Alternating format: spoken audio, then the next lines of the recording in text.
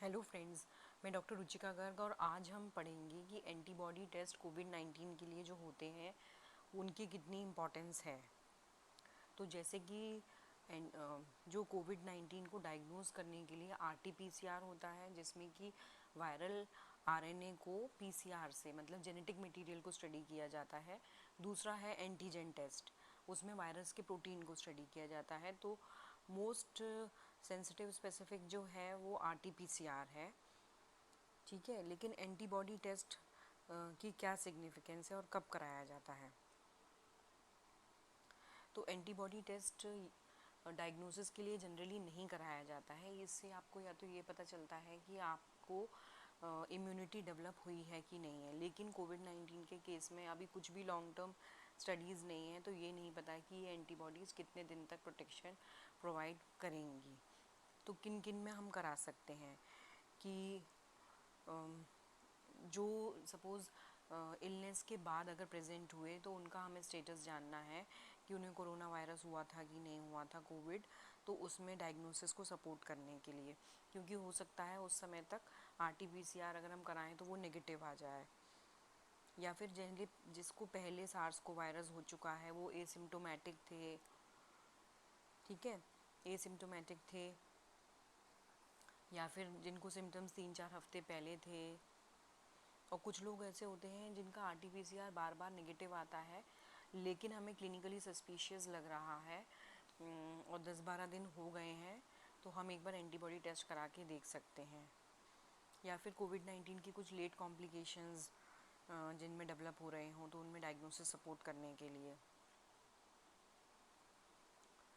Post Covid syndrome और corona virus के लिए जो प्लाज्मा डोनेट करना चाहते हैं उससे पहले भी हमें उनका एंटीबॉडी टाइटर देखना पड़ेगा। सीरो प्रेवलेंस सर्वे पब्लिक हेल्थ में, ठीक है, सीरो प्रेवलेंस सर्वे जैसे कि हम कह रहे हैं ना कि इसमें हर्ड इम्यूनिटी हो जाएगी काफ़ी पॉपुलेशन को अगर हो जाए तो, ठीक है। और कुछ पेशेंट जिनको पहले कंफर्म्ड कोविड-19 डिजीज़ हो चुकी है उनका इम्यून रिस्पांस देखने के लिए, या वैक्सीनेशन का रिस्पांस देखने के लिए कि वैक्सीन लगाने के बाद एंटीबॉडीज़ डेवलप हुई हैं कि नहीं हैं। तो बेसिकली क्या होता है कि इसमें 10 दिन के बाद जनरली आरटी-पीसीआर नेगेटिव आ सकता है, तो वायरल शेडिंग डिक्रीज़ हो जाती है, तो आरटी-पीसीआर नेगेटिव आएगा, लेकिन फिर भी आप कोविड-19 को उस केसेस में डायग्नोज करने के लिए आप एंटीबॉडीज़ कर सकते हो। नॉर्मली एंटीबॉडीज़ 7 दिन बाद डेवलप होना शुरू होती हैं, अभी हम इसका आगे पढ़ेंगे। लेकिन ये जो है एंटीबॉडी टेस्टिंग जो आपका आरटी-पीसीआर को रिप्लेस नहीं कर सकती। तो इसमें 3 तरह की एंटीबॉडीज़ बन सकती हैं कोरोना वायरस के अगेंस्ट, आईजीजी, आईजीए और आईजीएम। सबसे पहले आईजीएम बनती है, और आईजीजी और आईजीए लॉन्ग टर्म में रहती हैं। आईजीएम जो है जल्दी ही ख़त्म हो जाती है, आईजीएम एंटीबॉडीज़। तो बेसिकली इसमें आईजीजी एंटीबॉडीज़ को जनरली हम देख रहे हैं, आईजीएम की इतनी सिग्निफिकेंस नहीं है। तो किस तरीके से कर सकता है, या तो एलिसा से करा जा सकता है, या लैटरल फ्लोरो इम्यूनोअसे से किया जा सकता है, या केमिन्यूलिसेंसन से कर सकते हैं,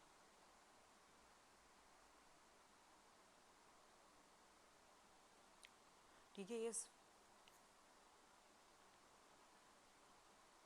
तो कितनी सेंसिटिविटी है आईजीएम की, तो जैसे मैंने बताया जिन लोगों का इन्फेक्शन के विद इन फर्स्ट वीक में किया, फर्स्ट वीक के एंड पे किया, तो सिर्फ 30% केसेस में एक स्टडी में एंटीबॉडीज़ आई, और सेकेंड वीक में 60% के अराउंड, और थर्ड वीक में 1/3 2/3 पेशेंट्स में 75% पेशेंट्स में एंटीबॉडीज़ आ गई। और आईजीजी जो है वो भी 1 वीक में 30%, 66% बाई 2 वीक्स, 3 वीक्स में आईजीजी एंटीबॉडीज़ काफ़ी आ जाती हैं 88%, और 20 डेज़ में आ जानी चाहिए। लेकिन ये सिवियरिटी ऑफ इन्फेक्शन पे भी डिपेंड करता है।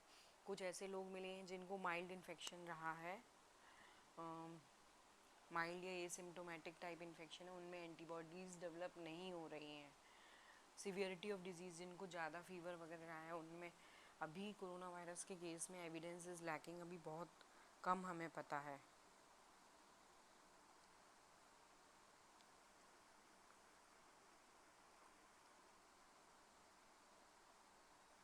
लेकिन ये जो है इसकी स्पेसिफिसिटी बहुत ज़्यादा है। अगर टेस्ट की ऐसे बात करें, एंटीबॉडी टेस्ट 99% स्पेसिफिक है, लेकिन सेंसिटिविटी थोड़ी इसकी 75% तक ही है।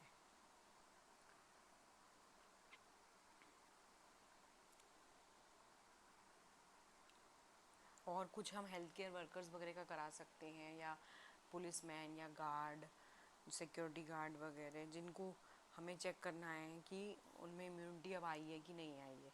लेकिन इसका मतलब ये नहीं है कि अगर आपको एंटीबॉडीज़ हैं तो आप बिना मास्क लगाए घूमें, या आपको सोशल डिस्टेंसिंग नहीं करनी है, या आपको कोरोना वायरस का ख़तरा कम हो गया है, क्योंकि ऐसी एविडेंस बिल्कुल भी नहीं आई है कि ये एंटीबॉडीज़ कितने दिनों तक प्रोटेक्शन प्रोवाइड करेंगी। अभी इसके बारे में कुछ भी नहीं पता। जैसे कि कॉमन कोल्ड है, इन्फ्लुएंज़ा है, ये हमें हर साल होता है सीज़न चेंज होने पर। तो कोरोना वायरस के बारे में अभी हम कुछ नहीं कह सकते हैं। तो अभी हो सकता है कि कब तक एंटीबॉडीज़ चलती हैं, कोई 2 मंथ्स तक भी चल सकती हैं। आईजीजी पहले फर्स्ट 2 मंथ्स तक बढ़ती हैं और फिर स्टडी रहती है अनदर 2 मंथ्स। उसके बाद क्योंकि भी लॉन्ग टर्म स्टडीज़ इसके बारे में है ही नहीं है। एक स्टडी में मिला था कि 2 महीने बाद कई लोगों में डिटेक्टेबल एंटीबॉडीज़ थी ही नहीं। ठीक है, जिनको एसिम्टोमेटिक इन्फेक्शंस हुए थे उनमें एंटीबॉडीज़ कंपैरेटिवली नहीं थी एज़ कम्पेयर टू जिनको सिम्टोमेटिक इन्फेक्शन हुए थे। और ये भी इसका वो है कि ये क्रॉस रिएक्ट कर सकते हैं कि कोरोना वायरस की या तो डिफरेंट स्ट्रेन है ना, या वायरस अपने आप म्यूटेट कर सकता है। So thank you for hearing this video. अगर आपको वीडियो पसंद आए तो अपने फ्रेंड्स के साथ शेयर कीजिएगा और मेरे चैनल को सब्सक्राइब कीजिए। और कोई प्रॉब्लम है तो आप डाउट्स अपने कमेंट सेक्शन में पूछ सकते हैं। आपकी लाइक ही मेरे लिए एक मोटिवेशन है कि मैं फ्यूचर में ऐसे वीडियोस आपको एजुकेशनल बनाती रहूं। तो थैंक यू फॉर वॉचिंग।